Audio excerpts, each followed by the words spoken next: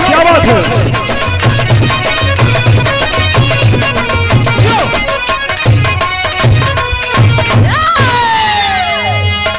अच्छा, तो एक बिरहा आप लोगों के बीच में राजा भोज के विषय में ई बिरहा में ई पता चली कि आखिर राजा भोज के मृत्यु कैसे भई। 4 लाइन कवि जी भूमिका में लिखलन। मदिरा का सेवन करना असुर भोग है, जिनके सेवन से मानव कुपथ पर चले, नाश कर देते वैभव सकल संपदा, चाहत होती सुरा सुंदरी ना मिले। मदिरा के जोश में होश आए नहीं, नरक में अपनी गरिमा को भी खो दिया। राम हित कवि कैसा जग से भला, जिंदगी में जहर बीज का बो दिया।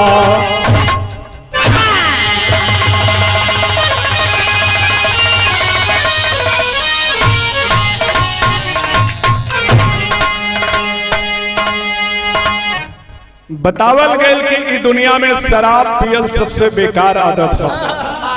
आज जे जे शराब पियले बा प्रमाण है कि ओकर सर्वनाश हो गई। यहाँ से कहानी के शुरुआत भइल नफ्स के लाइन में।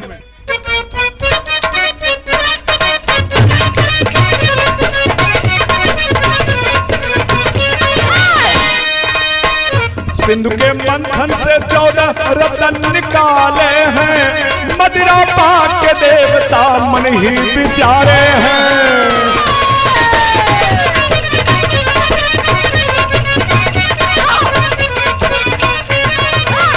मोहिनी बन के विष्णु असुर संग में छल कैले, मदिरा का प्याला असुरों को पियावत भइले।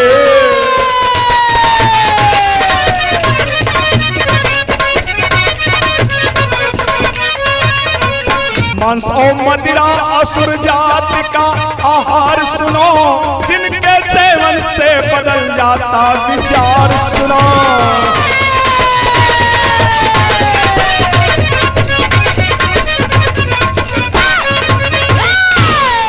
बात के समझ ले। सिंधु के मंथन जब भइल तो 14 रत्न निकलल, जौनाम से मदिरा एगो अमृत भी रहल। विष्णु जी मोहिनी के रूप धाके मदिरा असुर के पिया देहलन, अमृत जितना रहल सब देवतन के पिया देहलन। यही से बतावल गए कि संसार में कि मदिरा या मांस के भक्षण करल असुर के आहार है। राजा भोज एक बार मन में विचार कैलन कि चल के शिकार करी। यही विचार करके असवारी सजा के राजा बैठ के जंगल में शिकार करे खातिर चल भइल। राजा साहब जब जंगल में पहुंचलन तो उनका बहुत प्यास लग गई। इतना प्यास लागल कि पूरा गला सुखा गइल कि अगर पानी न मिली तो अभी जान ना बची। आखिर में राजा पानी इधर उधर देखे लगलन कि कहूं से पानी मिल जाता तो हम पी लें। अरे आयल बसंती उड़े ला गया दी हो मोरी। लेकिन कवि जी बिरहा में भाव लिखलन।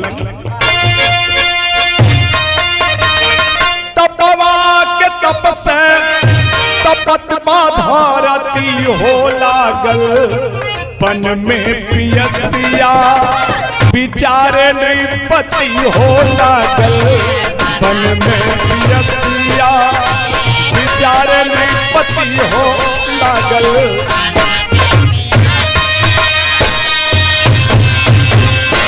अरे गर्मी के ताप से तपत बाधरतिया, चारों ओरी देखे कतहु मिलत नाही पनिया। और सूखल बा परनवा अरे सुफल बा भारी भये दुर्गति हो लागल बन में पियसिया विचारे विपत्ति हो लागल।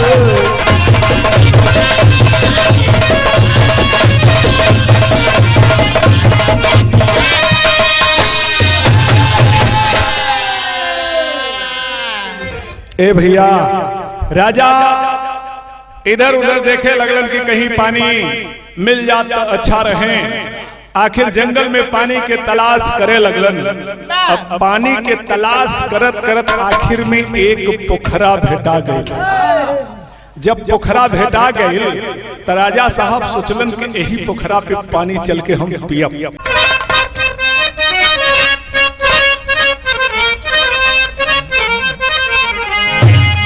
अरे हमारे पाई जे परा जाहिरा गढ़ादा हमारा पाई जे परा जाहिरा।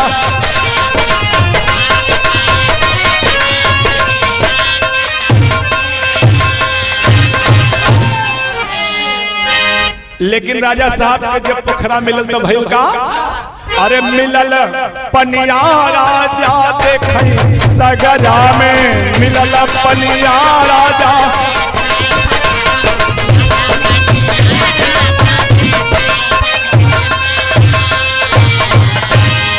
लिखल जवन पढ़ के सोचे राजा ज्ञानी अब संत के हत्या कई के पिया तब पानी।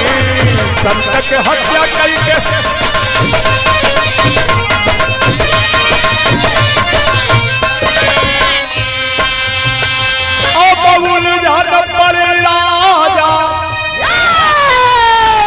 उलझन पड़ी राजा के जियरा में मिलत पनिया राजा देखी सगरा में।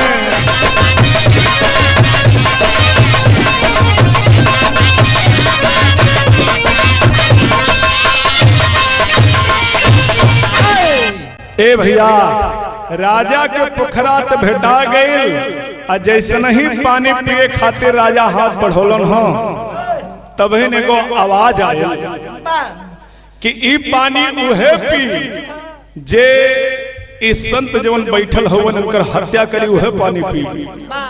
राजा साहब धर्मी राजा चक्कर में पड़ गए कि अब हम संत के मारी तब पानी पी। इससे बढ़िया प्यास से मर जा लेकिन हम इस संत की हत्या ना करो। यह विचार करके राजा साहब आगे बढ़ गए। आज जब आगे बढ़ गए तो दूसरा पोखरा भेटाइल। और दूसरा जब पोखरा भेटाइल तो भैल का मर साहब अरे जब ले गवने वाके। लेकिन राजा साहब विचार कर रहल बड़न। का विचार कर रहल बड़न? हत्या नाही करबे ऐसन,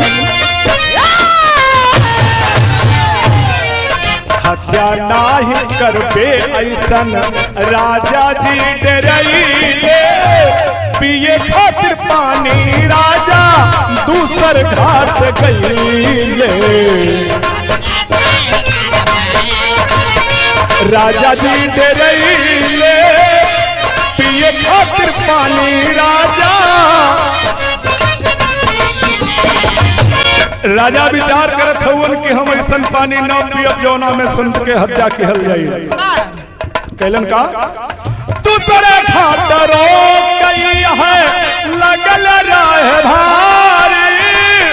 पनिया के पिया राजा गैया के मारी। दूसरे घाट रो गई है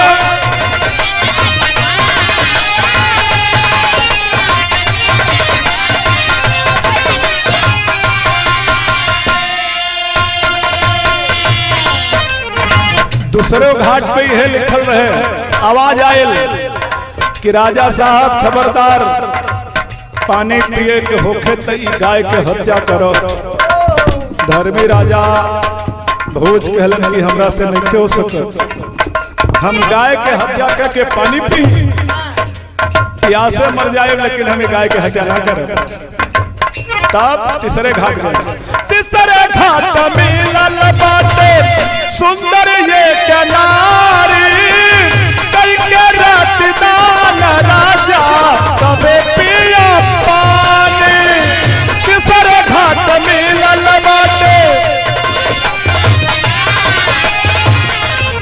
तीसरे घाट पर जब गैलन तब पानी पिए के कोशिश कैलन तो कहलन खबरदार राजा, पानी पिए कहा तो ये जो नारी है रमणी जो है इसके साथ हाथ पर रतिदान करना पड़ेगा, अर्थात इसके साथ रात गुजरनी होगी। राजा साहब कहे हो धर्मी राजा भोज कहे कि इहो हमरा से ना होई, पानी बिना प्यासल मर जाए। अरे धर्मी राजा नारी से भी प्रीत ना लगाई ले, पिए खातिर पानी राजा दूसर घाट गई ले। धर्मी राजा नारी से भी प्रीत ना लगाई ले, पिए खातिर पानी राजा।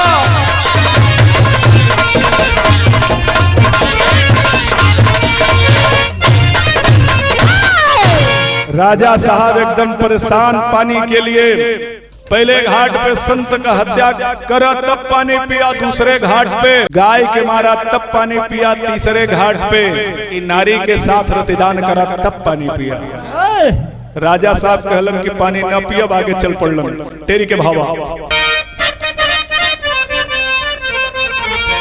अरे नशा का जब सुरूर चढ़ गया, सुरा के दामन में चाहिए जन्नत के हूर, सुरा के दामन में चाहिए जन्नत के हूर, नशा का जब सुरूर चढ़ गया। आखिर राजा साहब चौथे घाट पे जात हुवन, भैल का पपट में भावा।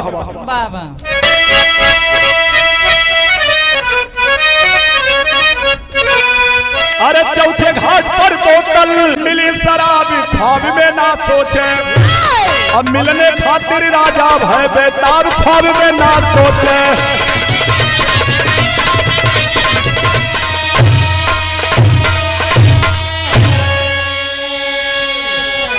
चौथे घाट पे जब पहुंचलन, यानी चौथा पोखरा पे तो वहां शराब रखल मिलल।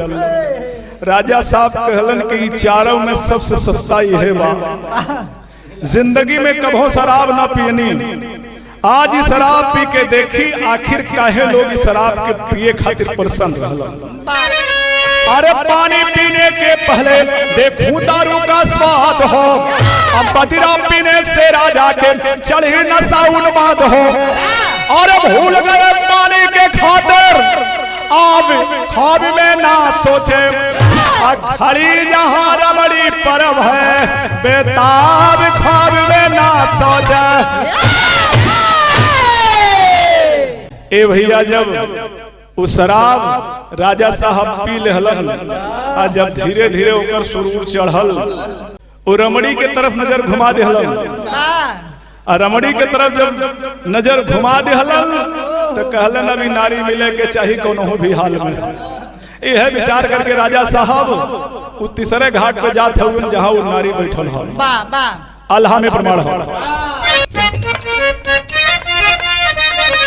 अधर्म धरे ना कबहू धर्म के डगरिया भैया, जहरा के प्याला नाही अमृत पानी जा।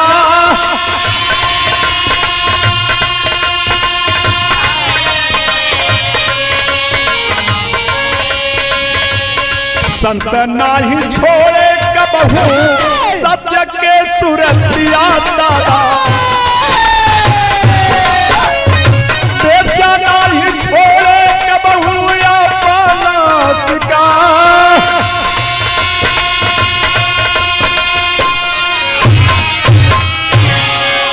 शराब जब राजा सब पी लेलन तो रमणी के तरफ जात हवन, कैसे जात हवन तनी सदर में मर पी के शराब राजा सब भूल गईले,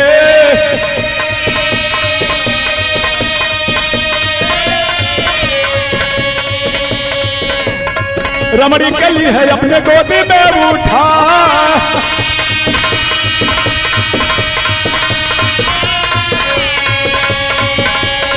कल रतिदान पड़ल गई अपने नजरिया,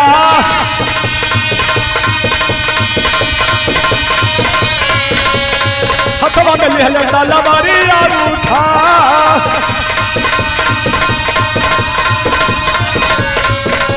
गैया के हत्या कैले बन गए कसैया,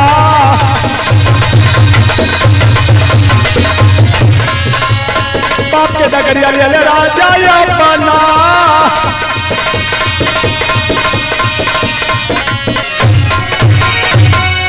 ए भैया जब राजा शराब पियलन तो रमणी के साथ में अपन रात बिता लेहलन। दूसरी घाट पे गयलन जहां गाय के भी काट कर ओकर हत्या कर दहलन। अब पहले घाट पे गयलन जहां संत मिलल रहे, तलवारी उठा के संत के भी मूड़ी काट लेहलन। आज राजा भोज जवन धर्मी राजा रहलन उ आज कसाई बन गया। नशा उतर गया जब भाई ले धियानवा,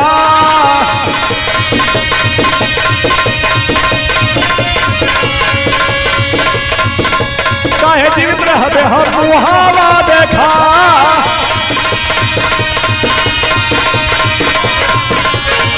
मार के कटारी राजा खुदई मरी गईले कि दारू के नशा दिया नाश करवाई बोला।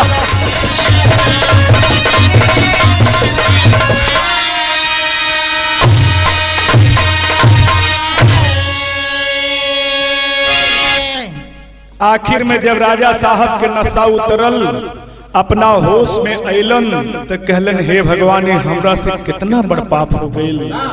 गाय के हत्या कर देहनी, संत के मार देहनी, अपराई स्त्री के साथ अपन धर्म नशा देहनी। अब ऐसे बढ़ के दुनिया में और कोनो पाप तो होके नहीं सकत। आखिर राजा भोज स्वयं उहे तलवार मार के आई दुनिया के छोड़ के चल गए। तो तनी सा आप भी विचार करें कि शराब पियले के बाद इतना बड़ा से बड़ा राजा के सर्वनाश हो जाता, तो साधारण आदमी अगर शराब पी तो काल हो। हमार हाथ जोड़ के सभी लोगन से यह गुजारिश बा कि शराब के छोड़ दी। शराब ऐसा चीज है जो अपन बेगाना केहू के भी ना चिन्हला।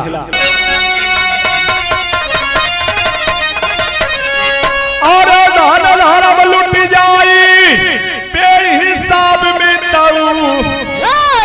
असुर सेवर जन पियाई शराब में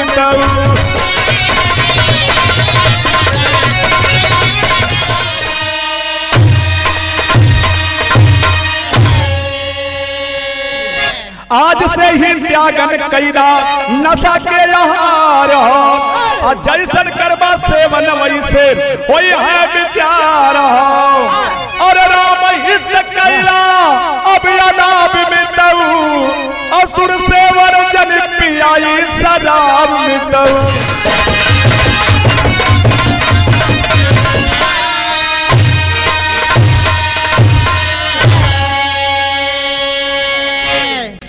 ये दुनिया में कहल गए बाकी जैसन जैसन आप भोजन करबा वैसन है आपके विचार होई। राम हित गुरु सीताराम जाकिए स्वर्ग में वास, मुखिया मंगल सदा कहें करवाई सत्यानाश। और नशा का जब सुरूर चढ़ गया, और नशा का जब सुरूर चढ़ गया, राम किशोर व्यास राजेश हृदय में नूर। नशा का जब सुरूर चढ़ गया